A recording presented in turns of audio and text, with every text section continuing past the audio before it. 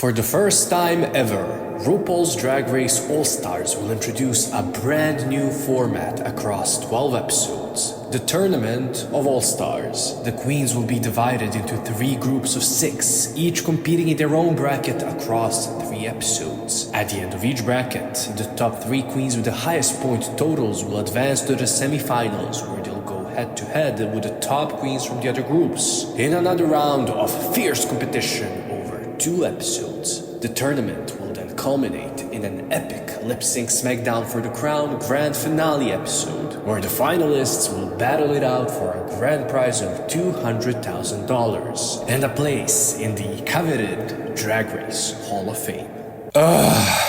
So hang on. In episode 10 there will be 9 queens, and the season has 12 episodes, where episode 12 is the lip sync finale. What the genuine hell are they going to do? So if they want it to be a fair tournament, they need 8 or 4 queens for the finale. Does that mean that episode 10 or 11 will be a non-elimination episode so that they can have 8 queens? Or are they going to eliminate 5 queens in the span of 2 episodes? I mean, hey, looking at this cast, they can already eliminate at least 5 of them. Because, really? I'm supposed to take Jorgeous, Kerri, and Tina seriously in the competition. I guess they're going to do 7 queens in the finale, which is insane. And 1 queen at random will go into the semi-finals. I guess, I don't know. They have already screwed up the season, and it hasn't even started airing with the casting and the format. They just need to have control over every outcome so that they can make sure that their favorite and whatever will give them the most social clout will win. And they couldn't even let the 10th season of All-Stars go. Oh my god. Again, guys, this is the big 10th season. Yikes! So, as you can see, I'm not very optimistic when it comes to this season, but I am happy to see some queens back. We're going to rank the queens based on how they did originally on their seasons, first in their respective brackets, and then all together at the end. And since we have 18 queens to talk about, let's get into it. I want to thank everyone who has become a member of the channel. All these lovely people here have seen this video before the rest of you, and they might already have a new video to watch. I'm recording this in the past, a very distant past. If you would like to join us, you know what to do, but obviously you don't have to. But let's get back into the video. The first group of queens consists of Bosco, Olivia, Luxx, Deja, Skye, Aja, Phoenix, and Irene Dubois. In the last place out of these queens is, of course, Irene Dubois. She is the stunt casting of this season alongside Phoenix and Nicole Paige Brooks from Atlanta, Georgia as the early outs queens, and I bet one of them 3 will surprise us with their competition performance. Honestly, I think it's going to be Irene. She has a unique style that is fully realized and polished, and she, like every other season 15 queen who was just cast as filler until Sarah Colby's well-deserved but inevitable win, deserves a second chance to show us what she can do, even if it does happen in only 3 guaranteed episodes. Next up is the aforementioned Phoenix. I will never badmouth a ginger person, so we will keep this as short as possible. I feel like this is going to be in the inferior levels of casting. Maybe there will be one random challenge where she will be in the top 2, or that she will get good points, or however the hell they're going to do it, which, by the way, points, I'm calling my lawyers. But overall, I think this is just a nice way of Drag Race to give a platform to the queens that helped to build the foundation of the show and its massive success. In the 4th place in this group, we have Aja. Oh, my robbed All-Stars 3 goddess. I'm glad Aja is back on All-Stars, and I'm excited to see how she's grown over the years. However, if she has a track record similar to her All-Stars 3 track record, where she will do well in the first episode just to surprise us and then be a background character that will later be sacrificed for the sake of someone the show wants in the finale, I will press charges. According to the preseason rankings though, we won't be seeing Aja in that top 9, let alone in the finale. In the 3rd place, however, we have Deja Skye. Now, Deja and the queen in the 2nd place had the same PP score, the same overall score, and neither had any mini challenge wins under their belts. However, the only way Deja could have a win on her season, or even,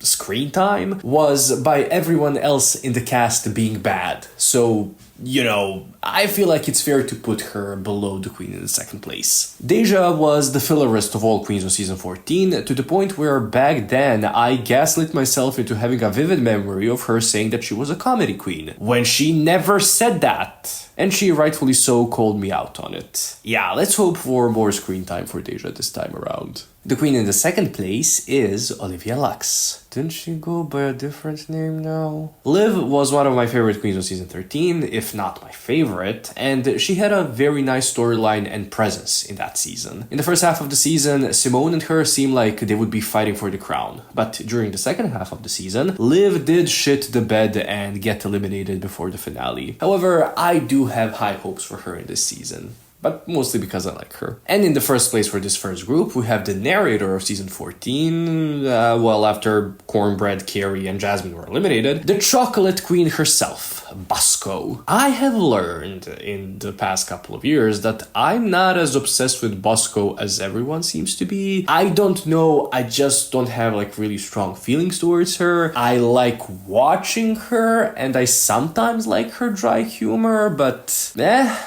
yeah, this 6 is a pretty weak group of queens. But the second group isn't any better, to be honest. I'll repeat what I said about Phoenix. It's great that Nicole Paige Brooks from Atlanta, Georgia is getting screen time and 3 episodes to show us just how great she is. I hope she and Raven hooked up behind the scenes while the season was shooting. And next up, we have the queen that was kept so safe on her season that she would make condoms jealous, Kerri Colby. Genuinely, why is she back other than the obvious? She is not good competition, there are far better confessionals in her group, and of course in the entire cast. I guess she's here for the mainstream straight audiences that think that good drag just means being as feminine and as appealing to the straight male gaze as possible. And if Kerri makes condoms jealous, Jorgeous is a great walking, dancing, death-dropping advertisement for why you should wear them. Again, no competition threat, unless the production favors her and if she reaches the Lip Sync Smackdown. But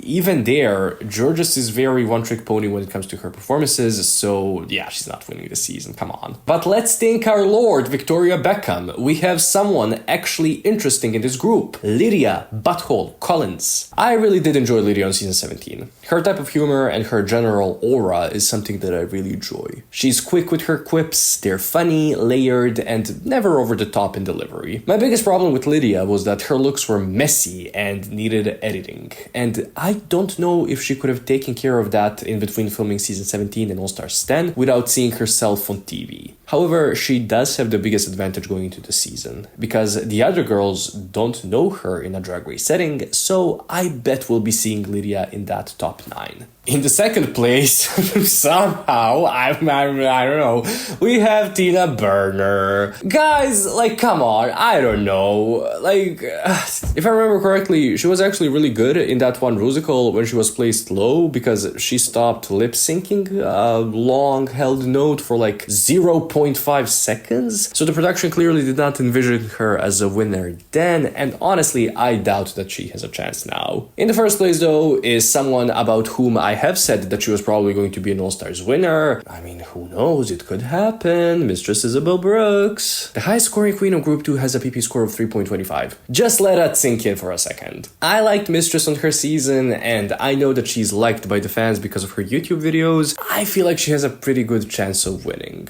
Though, if she even once says, "Wow, that's crazy," I'm going to shoot myself. The third group of queens, however, has the strongest competitors and Cynthia, and I think they're going to be the most entertaining bunch. Due to the favoritism of Kerri in season 14, Alyssa Hunter is the lowest placing queen here, which is a travesty, because she shouldn't be the lowest placing in any talent competition. She's incredible. I hope she gets her retribution and time to shine on this season, but in a group like this, she's going to have some tough competition. Originally, when going into this video, I was thinking, how am I going to solve the problem of Cynthia having competed twice in regular seasons? But lucky for me, Cynthia did poorly both times, so she's in the 5th place either score that we take. Cynthia will not be a competition threat, but I know that she'll be entertaining to watch. Someone who will probably do well in the competition and who will be a threat if she reaches the Lip Sync Smackdown is Denali. Denali was so screwed over on season 13, it's not even funny. If that season had had any other premiere format, she would have done well. However, because she was part of that eliminated group, the production from from the get-go told us that she was not going to win. And in fact, she got eliminated in such unspectacular fashion. It should have been Rose and Tina Burner in the bottom two. Just saying.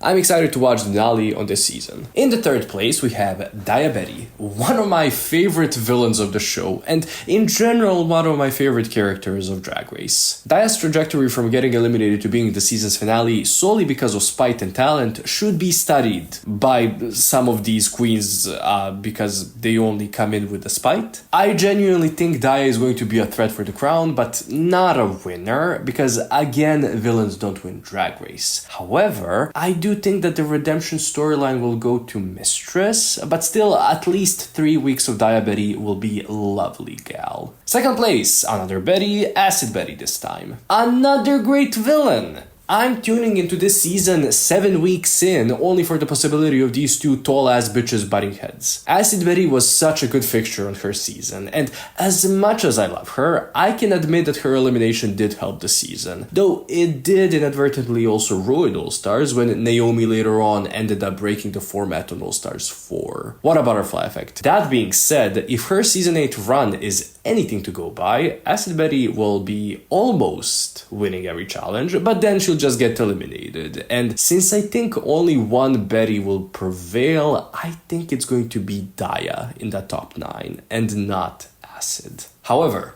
the queen who could have won her original season had her looks been just a tad bit more polished, who had no chance on her original All-Star season, and who should have won her second All-Star season, well, I mean her or Raja, is my pick to win. Not like I'm expecting Ginger Minj to win, nor am I predicting that she's going to win. I want her to win. She has really polished her visuals, and she was ready for that crown on All-Star 6, but you know, I don't think Ginger will win the season. I think it's going to be one of the season 13 to 17 queens because they want to establish them as actually good competitors. But I am going to enjoy Ginger throughout her time on the show. So, if we were to rank the queens all together from worst to best, the ranking would go as follows. Irene Dubois, Nicole Paige Brooks from Atlanta, Georgia, Alyssa Hunter, Phoenix, Cynthia Kerri Colby, Aja, Jorgeous, Lydia B. Kollins. Thus, the top 9 would be Tina Burner, Deja, Skye, Olivia, Luxx, Denali, Daya, Acid Betty, Mistress Isabelle Brooks, Bosco, and Minj. Wow, 4 out of 18 queens with a PP score that's 3 or above 3. This is gonna be such a competitive season, you guys. The top 9 here is similar to the top 9 that would consist of the top 3 of each bracket, with the only difference being Lydia and Denali. Out of the top 9, either way that you look at it, I don't think Acid, Deja, and Tina are making it into the top 9, and maybe